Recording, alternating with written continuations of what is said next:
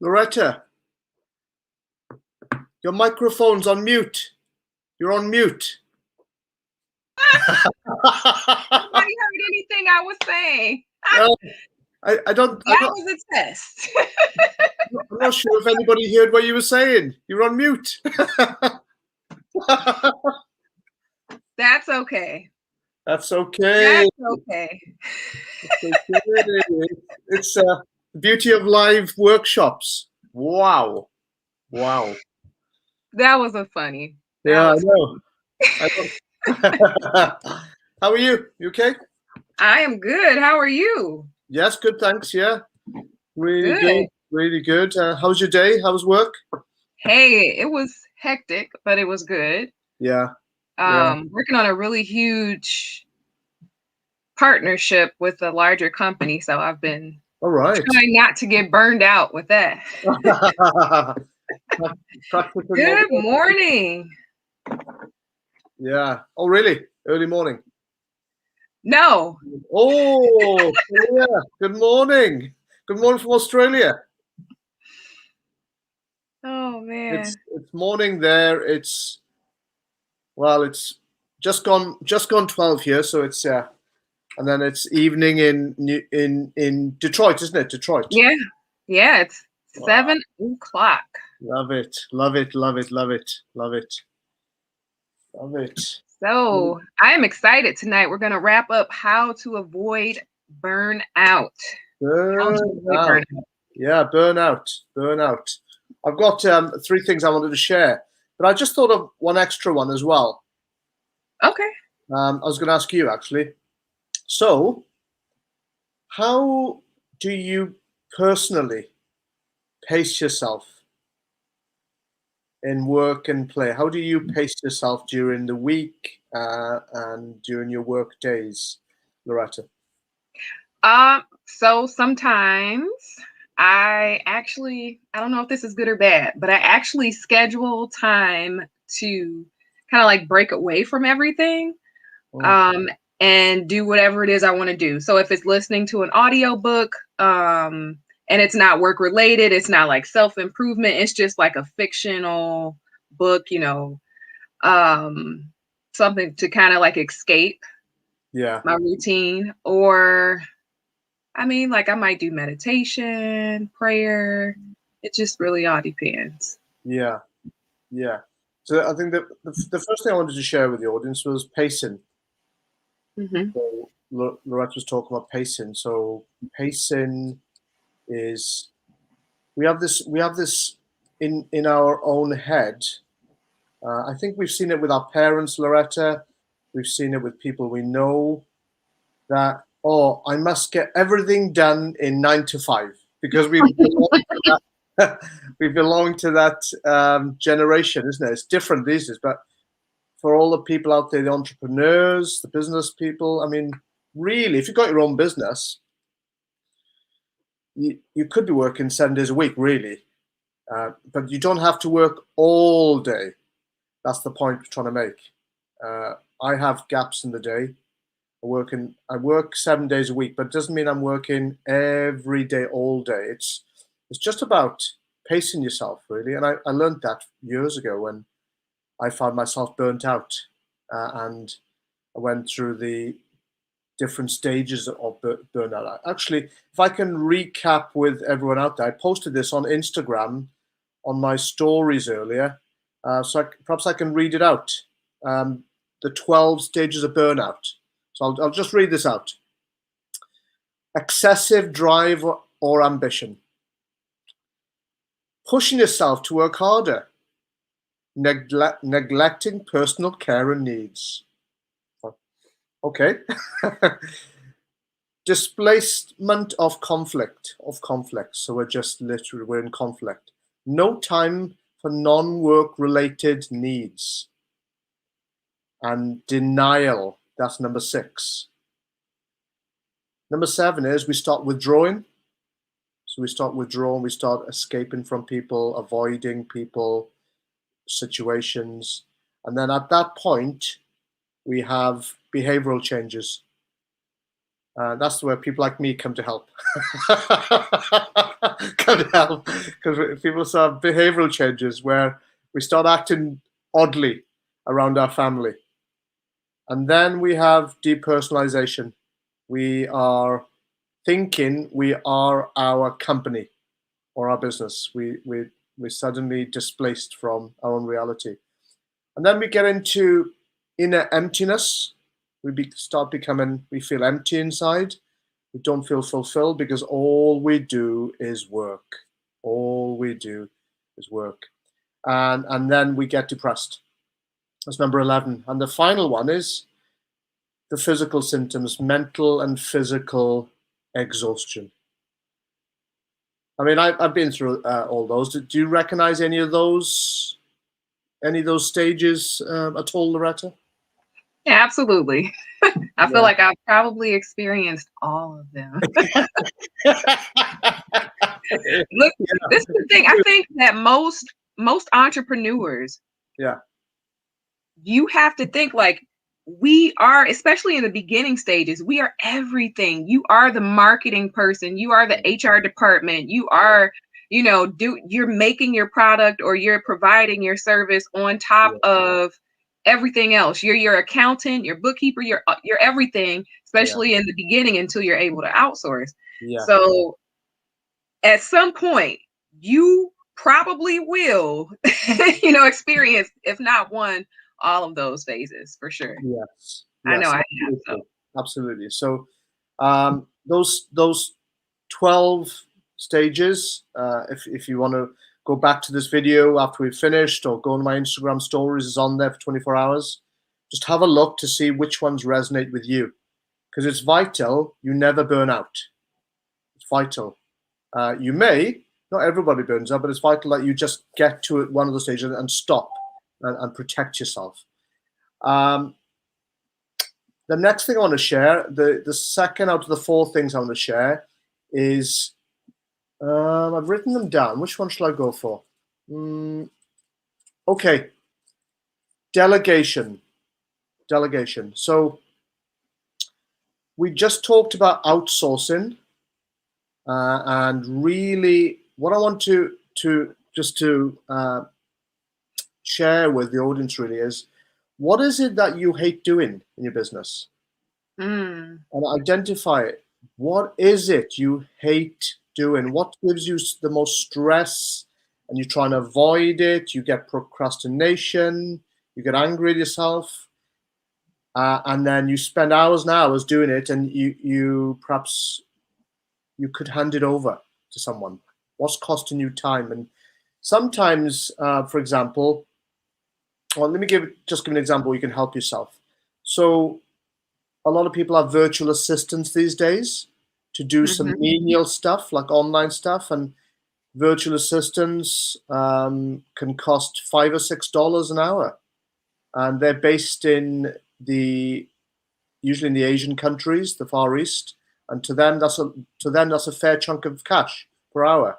So that's quite good, where they can do some online stuff for you. That's just, have a look on Fiverr.com, Fiverr.com, to outsource, because there are lots of places where you can outsource quite cheaply if something is bothering you and really bringing you down. I've used them loads of times, and if I've had ebooks made up, posters made up in the past, I've even had logos made up. You can have a logo made up on Fiverr.com for $5. So don't waste your time trying to do it yourself. If you think you're going to waste so much time and energy and effort, because all these things can lead you to burning out. So you need to just give yourself some help. And so I call it the power of delegation, which is handing over something to someone. It could be a friend of yours who just needs an extra bit of cash, and you can just help them out.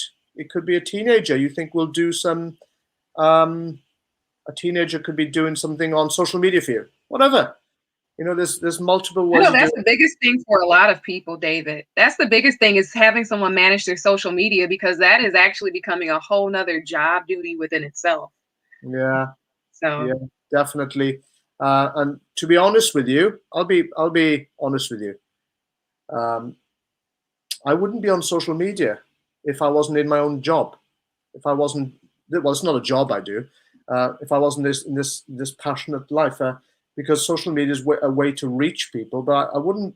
When I'm on social media, I don't spend time looking at personally on other people's profiles and wasting time.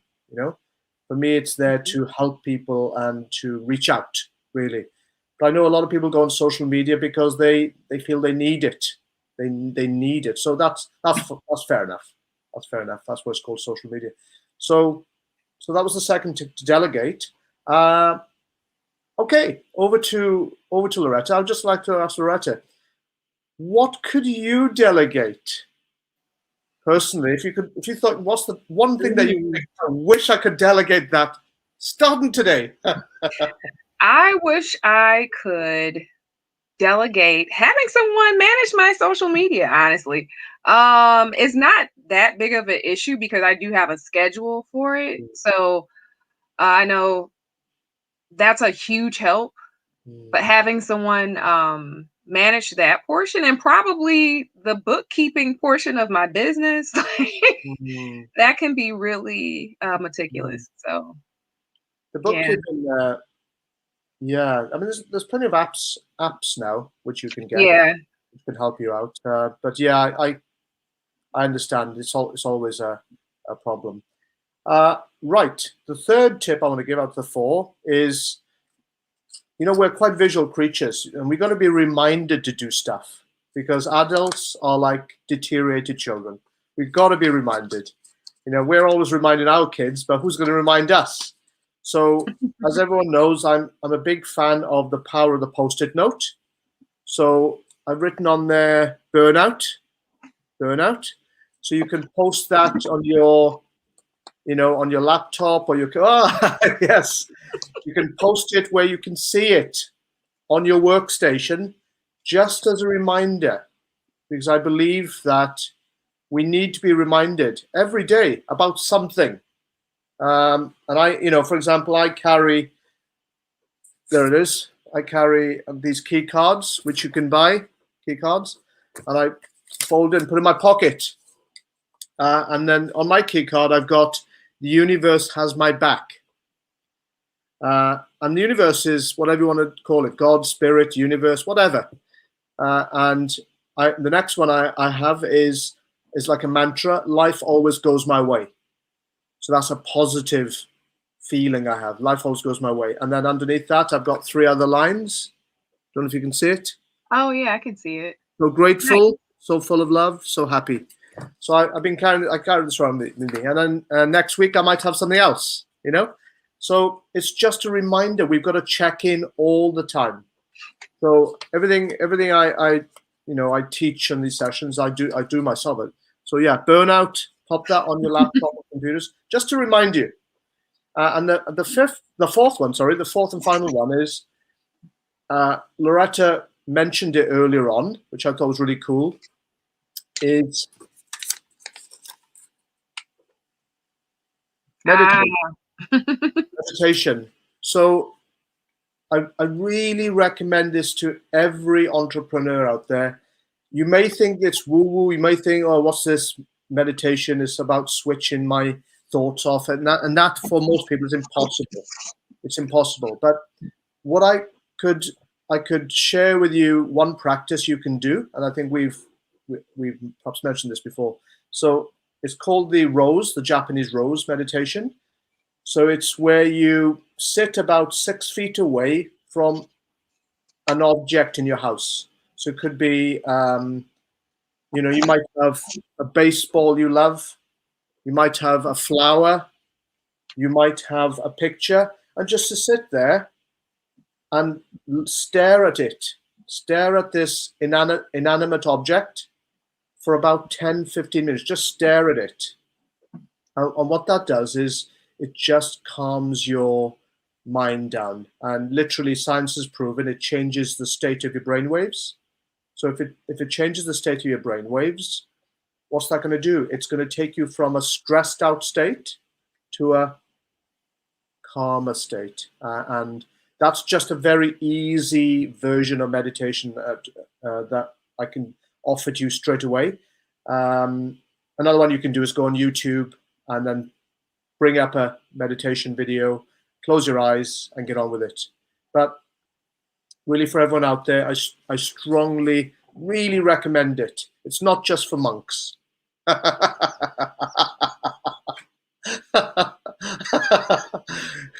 Loretta, what sort of meditation do you do? What's your practice like?